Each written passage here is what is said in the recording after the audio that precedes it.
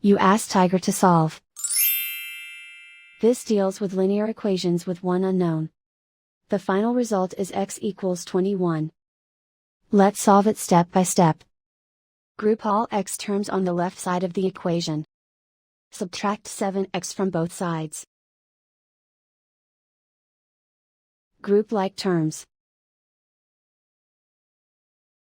Simplify the arithmetic. Group like terms.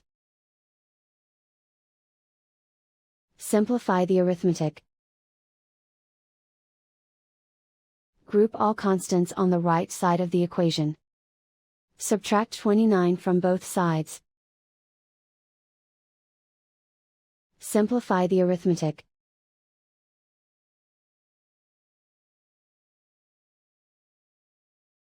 Isolate the x.